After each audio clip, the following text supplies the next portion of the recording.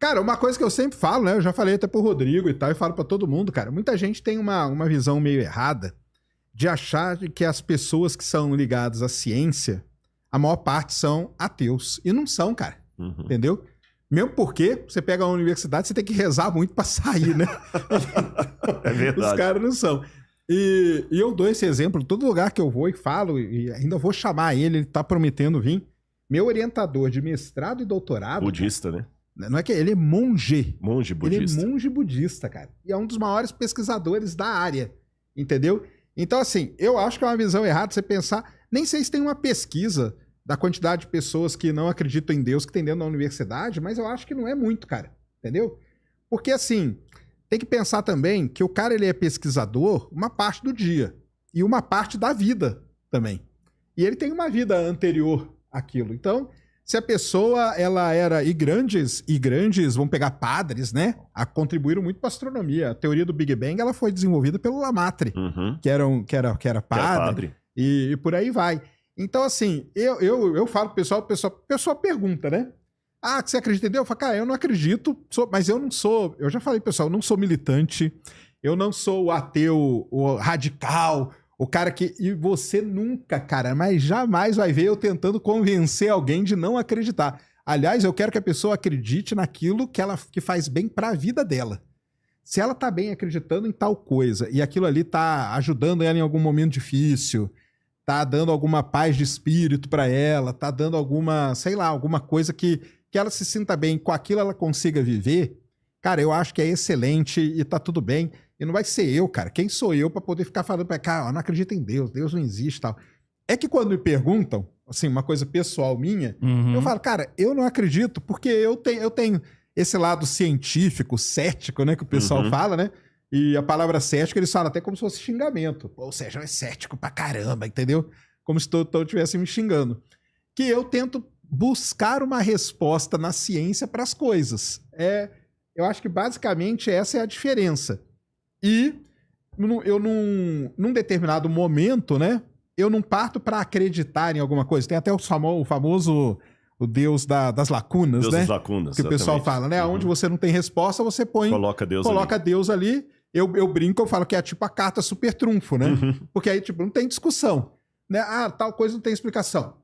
O Coringa tá aí. Deus tá aqui, ó. Ele vem e explica essa coisa. Eu tento explicar, então... Desde até do nascimento do universo, como que o universo nasceu. Existe uma visão, eu já falei isso 1000 vezes, cara, que é propagada totalmente errada. As pessoas acham que o universo a galáxia que ela existe hoje, ela existia pequenininha lá dentro de um pontinho. E não é isso, cara. Entendeu? E de repente as coisas saíram voando por aí. O universo, no seu início, ele era um estado diferente. Ele era um estado extremamente quente e extremamente denso de matéria. Ao ponto que começaram a ter... Vamos falar pelo lado do científico aí, né? Talvez que tem várias dúvidas também. Começaram a ter flutuações quânticas e a partir dali ele teve uma expansão muito grande. E ele veio numa evolução. Entendeu? Então, as galáxias começaram num jeito, as primeiras estrelas, elas começaram a se aglomerar, formaram as primeiras galáxias e tal. Porque a visão que o pessoal às vezes faz do início do universo, quando a pessoa não sabe, dá a impressão que a nossa galáxia está aqui e ela existiu meio como era. Não sei se vocês sabem, mas antes da genética existir, o pessoal pensava que o bebê ele tinha uma mini orelhinha do pai e uma mini orelhinha da mãe. Um mini narizinho do pai e um mini narizinho da mãe. Sabia que era assim, que era o pensamento mesmo que tinha. E aí, na hora de nascer o bebê, era meio que escolhido. Falava assim, poxa, esse bebê é a cara do pai. Quer dizer que ele tinha o mini narizinho do pai, entendeu? Aí quando veio a genética, o cara mostrou, o Mendel, depois os caras mostraram que não era isso e tal. No caso do universo é a mesma coisa. O pessoal dá a impressão que assim, a galáxia... E o Mendel era religioso também, só pra... O Mendel também era, claro. A galáxia era pequenininha lá no... Não é, cara. Não existia a galáxia. Nem existia isso, entendeu? Então é essa visão. E voltando aí, cara, de novo, cara, eu não tenho problema. Cara, minha mãe eu falo que ela tem todas as religiões, mas ela é espírita, basicamente, entendeu? Meu orientador, monge budista, e eu brinco com o pessoal e falo, cara, eu sou o ateu mais católico que você vai encontrar. Casado na igreja católica, meus 2 filhos batizados na igreja católica, meus 2 filhos estudam em igreja católica, e eu já fiz 4 cursos de padrinho. Nossa.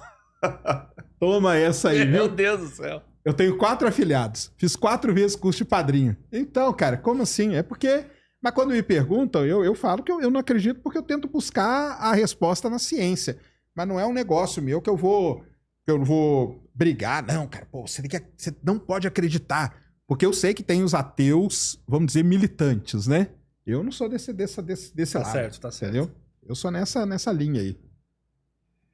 Parabéns. Eu pego o que o Sérgio falou e, começando até da última parte dele, eu vou citar aqui o meu amigo Luiz Saião, porque ele falou que tem os xiitas e tem os chaatos, né? É isso aí. É isso mesmo, cara. E nos dois lados, antes até do Sérgio chegar, a gente estava conversando sobre isso. Tem uma Sim, apologética tava que eu não gosto de abraçar, que é uma apologética ufanista, dos dois lados, tá? Do religioso e do ateu. Isso. O camarada, assim, eu acho que é mais coerente dizer assim, olha, vamos supor que eu fosse especialista em paleontologia.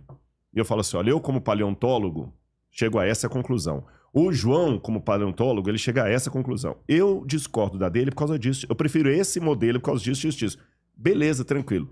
Agora, quando o camarada fala assim, não, esse João é um ignorante, não ouça esse cara, não perca tempo, ele não sabe de nada de paleontologia. Não, ele não sabe de nada ou ele não concorda com o que você diz.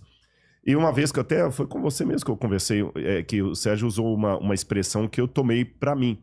São modelos de origem do universo. É isso, exatamente. Modelos, a palavra modelo, e no plural, modelos, né? E a única coisa que eu posso dizer é o seguinte, a história da ciência moderna do século XVI, ela começou com pessoas altamente religiosas. Talvez pouca gente sabe, uma das maiores mentes depois de Einstein, ou talvez até pareando com Einstein ali, foi Isaac Newton. Claro. E descobriram há alguns anos que Isaac Newton, tudo que ele escreveu de ciência representa 30% do que ele escreveu. 70% ele escreveu sobre a Bíblia. Isso mesmo. Inclusive, ele tinha um fascínio tremendo pelas profecias de Daniel, Apocalipse. E você pega Blaise Pascal, altamente religioso. Galileu, né, cara? Galileu Galileu era Galilei, amigo do Louis Papa. Pasteur. E antes que alguém fale assim, mas porque eles viviam num universo mítico. Não vamos confundir. Nenhum desses acreditava em unicórnio, em mula sem cabeça, essas coisas. Mas eles tinham uma visão do transcendente. Isso apenas para provar o quê? Que ser um cientista e um religioso são coisas compatíveis. Claro. Porque se não fosse, a ciência teria que nascer num berço não de religiosos. Esse é um ponto.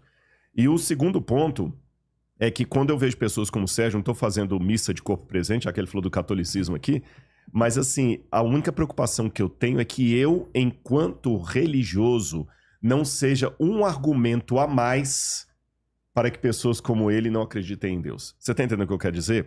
Muitos religiosos ficam preocupados assim, que argumento eu vou dar para convencer o Sérgio? A minha preocupação vai no outro sentido. Como eu devo ser para não aumentar o ceticismo dele? Porque muitas vezes a minha vida é a única Bíblia que muita gente lê lá fora. Muita coisa que muita gente conhece da Igreja Adventista do Sétimo Dia é o Rodrigo com quem ele conviveu ou conheceu. Então a minha preocupação é essa.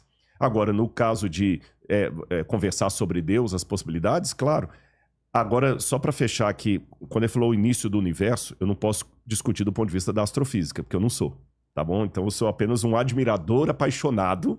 É igual assim, se me colocar uma rocha aqui, para mim pedra é a mesma coisa. Eu vou ofender Ofender o geólogo. O geólogo lá, para mim tudo é pedra, né? E eu tenho até raiva de algumas quando eu tô no sítio arqueológico, né? Mas em compensação eu sei diferenciar uma cerâmica do período do ferro e uma cerâmica grega e uma cerâmica romana, que para alguém é só um pedaço de caco de telha, né? Então, falando como um leigo nessa área, o que eu posso dizer é o seguinte, talvez a única diferença entre o Sérgio e um cientista cristão, única eu estou simplificando, é claro, é que se você trabalhar com a hipótese que houve tempo em que tempo não havia, tá entendendo o que eu quero dizer? Porque Claro, mesmo que o modelo seja esse ou aquele, Sim. mas houve um tempo que tinha um nada absoluto. Não tinha energia, não tinha gravidade, não tinha espaço, não tinha tempo, não tinha nada. E de repente tudo começou a surgir. Aí vem aquela pergunta do Parmênides, né? Por que algo ao invés de nada? Se ex nihilo nihil fit, do nada nada se faz, por que algo ao invés de nada? Então talvez a diferença é que um cientista religioso, ele vai trabalhar com a hipótese que esse nada tinha um ser que não pode ser medido pelos critérios da tempo, espaço, matéria, um ser que seja acima do tempo, acima do espaço, acima da matéria, que seja o que Aristóteles chamou de causa primeira, depois relido por Santo Tomás de Aquino, a causa primeira de tudo. Só que esse ser, ele jamais vai poder perpassar pelo método científico, porque senão ele seria pequeno demais. Então é por isso que não pode existir um artigo científico indexado sobre Deus. Isso aí não é existe isso. Isso aí é uma crítica que eu faço até mesmo ao pessoal da minha área, que às vezes que briga, né, com o pessoal da religião e fala assim, não, mas me vê aí um artigo científico que prove... Cara, isso aí não vai existir, cara, porque é uma coisa que não... É isso que você falou, não é compatível, entendeu? O Deus, ele tá entrando nessa história toda, justamente isso aí que o Rodrigo falou, entendeu? No antes e tal, não sei o quê. Então não tem essa... Porque aí entra os chatos, igual você falou, e os caras ficam assim, não, mas o cara não te... Cadê? Pô, ele não te levou nenhum artigo falando que Deus... Cara, não existe isso, cara. Que você tá... É a mesma coisa falar pra mim, pra eu acreditar, então eu não acredito, cara. Eu não acredito, entendeu? O pessoal fala assim, mas você acredita na teoria das cordas? Eu falo, cara, eu não acredito em absolutamente nada, entendeu? Eu vou lá e vamos ver, entendeu? Teoricamente tá legal, mas cadê a observação? Não tenho. Mas e Deus? Falei, Deus tá fora dessa equação, cara, porque ele não faz parte... Você tá misturando as coisas. E eu acho que isso que é o grande problema que as pessoas têm, que elas querem pegar a régua que usa, vamos dizer assim, na ciência, né? Eu acho até meio chato, até meio pedante falar isso, tá? Mas tipo, a régua que se usa na ciência para estudar as coisas, tipo método científico, e aplicar isso por exemplo, em Deus. Para mim, cara, não tem uma coisa tem nada a ver com a outra. Igual eu falei, você pode muito bem acreditar em Deus, o meu orientador, budismo, cara. Budismo. Você sabe o que é o budismo? Não mate a formiga, porque a formiga pode ser um ser humano que tá ali. É isso, cara. Entendeu? É isso que eles acreditam. A fé deles é nessa linha aí. E do mesmo jeito ele é um pesquisador, então ele aplica o método científico aonde é preciso, na parte científica da vida dele, ou de qualquer um, né? E na outra parte, cara, parte religiosa, ou seja lá a parte mística, ou seja a parte do que for, você faz. Eu acho um erro dos dois lados, tanto do lado do cientista, querer colocar e ficar assim, pô, Rodrigo, me dá aí, cara, você acredita em Deus? Cadê o seu artigo científico? Onde Deus, que tá mostrando que Deus dizia, não. Então, e do mesmo jeito, o contrário, entendeu?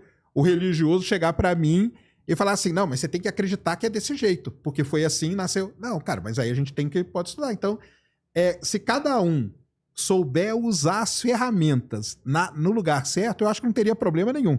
O problema é que não é isso que acontece, né? Que a gente vê, né? E também, eu não sei por quê, cara, que tem essa... Sei lá o que é, cara. Porque igual eu falei, cara, eu não tenho, assim... Minha ambição é totalmente zero em tentar desprovar Deus pra você, ou pro Júnior, ou pra qualquer pessoa. Eu não tenho. Quem sou eu pra fazer isso? Por que as pessoas querem provar pra mim que Deus existe? Mas aí tem uma diferença. Eu vou colocar pro Sérgio. Aí nesse ponto nós temos uma diferença sem ser o chato. Lembrando, gente, que essa expressão do chato, acho que eu falei, é do Luiz Saião. Sim. É bom dar um crédito. Não, mas aqui, é uma expressão muito boa. Por isso que eu peguei. Tem um som da diferença, Sérgio. Que acho que eu até falei isso quando a gente conversou uma vez no Ciência lá. Se Deus existe, vamos trabalhar com uma hipótese. E ele é tão bom na minha vida, ele mudou minha vida. Ele mudou o meu existir, meu viver, você entendeu? Eu tô falando como um homem racional. Sim. É tão maravilhoso ter Jesus na minha vida e tudo mais, que assim, quando você vê uma pessoa que você gosta... Como eu não tô julgando confete, você não precisa disso. Eu simpatizei com você desde a primeira vez. Sim. E olha que a gente começou por uma treta. Começaram com uma treta? Começou por uma treta, depois eu conto só pra não desviar aqui, mas depois, o primeiro dia que eu fui conversar com o Sérgio, isso aqui é verdade, quando o Igor chegou, a gente já tava batendo papo lá embaixo um tempão, falando de Belo Horizonte, que eu descobri que ele teve lá em Belo Horizonte, ajudou a fazer telescópio de cano de PVC lá, com o Hilder lá, o professor Rido lá. Falei, pois eu levei o Rido na minha igreja pra dar uma palestra e tudo e tal. Parecia que a gente se conhecia, há tempos, né? Então, o que acontece? É como você vai para um programa... Pronto, vou dar um exemplo que agora ele vai entender. O Sérgio teve um privilégio que eu não tive. Ele viu a Aurora Boreal. Incrível. Nós temos um amigo em comum, Felipe Haim, que mandou para mim uma foto agora essa semana que ele conseguiu ver uma Aurora Boreal cor-de-rosa, que é raríssima. E o Sérgio ele teve até muita sorte, porque não é um negócio astronomicamente previsível, como um eclipse solar, que você sabe, olha, no dia 30 de março agora vai ter um eclipse solar visível em tal lugar, dá pra pegar o avião, marcar o hotel e pra lá. Não, isso aqui é loteria. Então, quando você vê a vontade que alguém experimente aquela sensação é tão grande que o Sérgio, cara, você tem que ir um dia pra Islândia. Eu entendo. Você tem que ver. Você tem que ver. Você tem que ir lá. Eu queria tanto o Rodrigo aqui vendo, e quanto mais você aprecia a pessoa, mais você quer aquela experiência. Agora eu vou colocar algo exponencialmente maior do que ver a aurora boreal.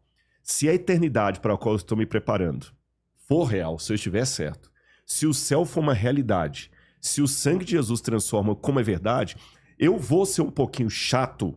Falar assim, Sérgio, se você aceitar Jesus vai ser tão bom para você.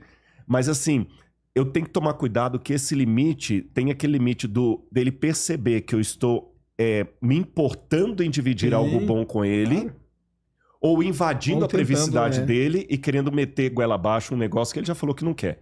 Então, nesse aspecto, há uma diferença do ateu e do cristão, porque assim, se nós dois, se ele tiver certo e eu tiver errado, os dois vão virar formiga, no mesmo tempo ele não perdeu nada, nem eu perdi nada. Exato. Agora, se eu tiver certo, eu quero ele no reino de Cristo. Você entendeu a diferença? Agora, eu tenho a plena consciência que isso é igual remédio para depressão. Na dosagem errada, você ferra com coisa. E tem muito crente que, na verdade, eles não estão se importando com a pessoa com que ele quer testemunhar. Ele quer vencer um debate, ele quer mostrar para você que ele é melhor do que você, que ele sabe mais, que você tá errado. Você entendeu?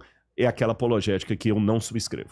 A gente conversou aqui no off, né? Antes do Sérgio chegar. Eu não subscrevo. Apologética devia ser justamente uma defesa, um estudo, uma coisa que é pra você. Pra você explicar, pra você entender, mas não pra pegar um porrete e bater na cabeça do outro. Na verdade, apologética, a origem grega da palavra, nem vem de defesa. Tá? Isso aí foi uma semântica que criou depois. Apologética, no sentido nato mesmo, como começou, seria um testemunho da fé. Quando os primeiros apologetas cristãos começaram ali no 2º século depois de Cristo, Justino Mártir e outros mais, eles escreviam uma apologia para o imperador romano para mostrar que os cristãos não eram aquele perigo que estavam sendo acusados. Os cristãos eram colocados na fogueira e muita gente acusando os cristãos. Então eles escreviam, não, os cristãos não são isso. Então era uma defesa no sentido assim, nós não somos o perigo que vocês estão imaginando. A partir daí, a palavra sofreu uma semântica e ela tornou de defesa em ataque.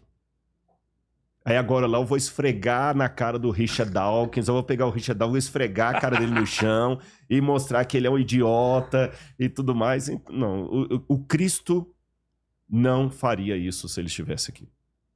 Ele está, no meu ponto de vista, mas eu digo assim, fisicamente, como um ser humano andando aqui, nesse sentido que eu quis dizer. Você sabia que existe curso superior reconhecido pelo MEC em apenas 3 meses? Sim, existe, pessoal. De acordo com a Lei de Diretrizes e Bases de Educação 9394/96 e de acordo com o MEC. Basta ter nível médio completo, que você consegue fazer o curso superior sequencial de gestão em segurança pública e privada. E com ele, você pode prestar qualquer, eu vou repetir, qualquer concurso público que exija nível superior completo em qualquer área, sem exigir graduação ou diploma. Concurso de polícia militar, polícia civil de alguns estados, polícia penal, bombeiro militar, guarda municipal, concurso de prefeitura, técnico administrativo, qualquer concurso. Ficou curioso? Tá achando que é golpe? Não tá acreditando? Clica aqui abaixo agora e sabe mais que eu vou te explicar.